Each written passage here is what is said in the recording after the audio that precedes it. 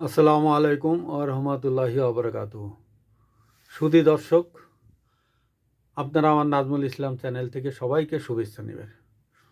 সুধী দর্শক, আজকে আমি বলবো তৃতীয় বিশ্বযুদ্ধ তৃতীয় বিশ্বযুদ্ধ বিষয়ে। বিখ্যাত একজন ব্যক্তি যিনি এই পারমাণবিক বোমার সাথে যুক্ত ছিলেন, যাকে বলা হয় পারমাণবিক বোমার জনক, আইনস্টাইন। এই আইনস্টাইনকে একজন সাংবাদিক জিজ্ঞেস করেছিলেন, তৃতীয় বিশ্বযুদ্ধ হলে কেমন হবে, পৃথিবীটা কেমন হবে।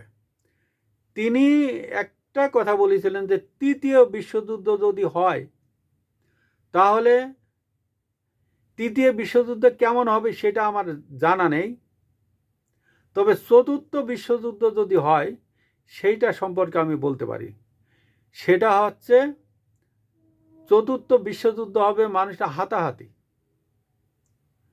মানুষ কোনো অস্ত্রের ব্যবহার জানবে না, একজন আরেকজনকে যে মারতে আসছে এই জিনিসটাই বুঝবে না, যখন গায়ে আঘাত পড়বে তখন বুঝবে। একজন মানুষ বুঝবে না যে আমার এখন খাইতে হচ্ছে। এখন একজন মানুষ ভালো মন্দ কোনো কিছু তার হিতাহিত জ্ঞান থাকবে না, সে বুঝবে না। মানুষ লোকালয় ছেড়ে জঙ্গলে চলে যাবে এবং কোন অস্ত্র দিয়ে কাকে মারলে সে ঘায়েল হবে এই বুদ্ধিটুকু তাদের থাকবে না। সুধী দর্শক, এই কথাটা এই বিখ্যাত ব্যক্তি আইনস্টাইন কেন বলেছিলেন জানেন? কারণ তৃতীয় বিশ্বযুদ্ধের পটভূমির পরে যে অবস্থা হবে, অনেক বছর পরে যে চতুর্থ বিশ্বযুদ্ধ হতে পারে, সেই জিনিসটা উনি বলেছেন। মানে তৃতীয় বিশ্বযুদ্ধকে ইঙ্গিত করেছেন। তৃতীয় বিশ্বযুদ্ধ হলে কি হবে? তৃতীয় বিশ্বযুদ্ধ হলে এই পৃথিবীটা প্রস্তর যুগে ফিরে যাবে। প্রস্তর যুগে ফিরে যাবে। যেমন প্রাচীনকালে মানুষ ধাতব পদার্থ দিয়ে যুদ্ধ করত, হরিণ শিকার করতো, মানুষ শিকার করতো, একজন আর একজনকে মারত। তারপরে পশু পাখির বড় যে হাড্ডি আছে সেটা দিয়েও মারত, হাতির দাঁত টাত এগুলো ব্যবহার করত। তৃতীয় বিশ্বযুদ্ধ যদি এই তৃতীয় বিশ্বযুদ্ধ হলে যে ওই প্রস্তর যুগে চলে যাবে, আদিমকালে চলে যাবে, সেই জিনিসটা কিন্তু উনি বুঝাইতে যাচ্ছেন। মানুষের শরীরটা আগুনে ঝলসে যাবে, মানুষের কোনো জ্ঞান থাকবে না, অ্যাবনর্মাল হয়ে যাবে। মানুষ খিদার যন্ত্রণায় ছটফট করবে, লাঠি ব্যবহার করবে, কিভাবে অস্ত্র ব্যবহার কি করবে হবে জানবে না। মানুষ জঙ্গলে যে বাস করবে, মানুষ লোকালয়ে থাকবে না। এই ঘর বাড়িতে যে মানুষ বাস করতে হবে সেই জিনিসটা তারা বুঝবে না, কারণ মানুষের জ্ঞান থাকবে না।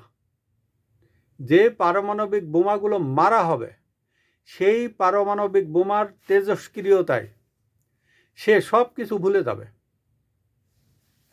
সব কিছু ভুলে যাবে এবং সভ্যতা হারিয়ে যাবে, সভ্যতা হারিয়ে যাবে। হাতে হাতে মানুষ যুদ্ধ করবে, এই অবস্থা হবে মানুষের। মানুষের খিদা লাগলে বলতে পারবে না যে এখন আমার খিদা লাগিছে, এখন খেতে হবে।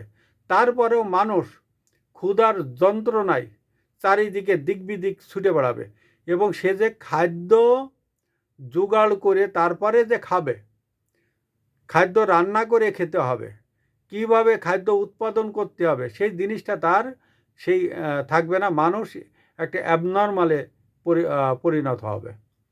সুধী দর্শক, এই কথাটা আমি বললাম এই কারণে যে তৃতীয় বিশ্বযুদ্ধের পরে মানুষের অবস্থা কি হবে। তৃতীয় বিশ্বযুদ্ধের যে পদধ্বনিটা আমরা শুনতে পারছি, আমেরিকার ভেনেজুয়েলা থেকে একজন প্রেসিডেন্টকে ধরে নিয়ে চলে গেছে, ইরানের পিছনে আমেরিকা লেগে আছে, ইরানের যে ধর্মীয় নেতা আয়াতুল্লাহ খোমেনি, তাকে যেভাবে হোক ক্ষমতাচ্যুত করবে আমেরিকা এবং তাকে ক্ষমতার থেকে সরাই দিয়ে সেখানে তাদের মনোনীত ব্যক্তি বসাবে। এখন সেইটা অবশ্য রাশিয়া চীন হতে দিবে না, কারণ তারা আগে বোঝেনি, এখন কিন্তু বুঝে গেছে। ইরান হারা মানে কি? রাশিয়া এবং চীন হারা। রাশিয়া হারা মানে কি? চীন এবং ইরান হারা। আর চীন হারা মানে কি? রাশিয়া এবং ইরান হারা। এখন রাশিয়া, চীন, ইরান এবং সাউথ আফ্রিকা, এই কয়টা দেশ মিলে একটা মহড়া, সামরিক মহড়া চালাচ্ছে। মনে হয় কয়েকদিনের ভিতরে এই মহড়াটা অনুষ্ঠিত হবে। এবং চায়না এবং রাশিয়ার জাহাজ অলরেডি ইরানের দিকে রওনা দিছে। চায়নার যে বিভিন্ন জায়গা অগণিত জাহাজ আছে, প্রায় 600-700 জাহাজ আছে, সেখান থেকে 100 জাহাজ এখন আটলান্টিকের দিকে রওনা দিছে।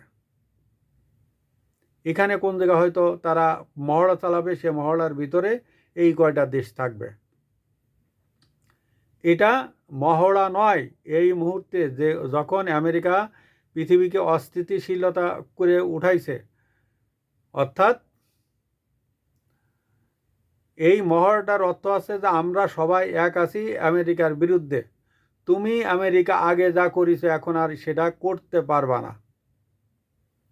আবার আমেরিকা আর একটা জিকির তুলিছে, সেটা আছে গ্রিনল্যান্ড দখল করবে।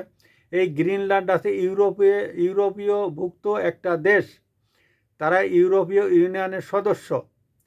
ইউরোপের অনেক দেশ আমেরিকার বিরুদ্ধে চলে যাবে।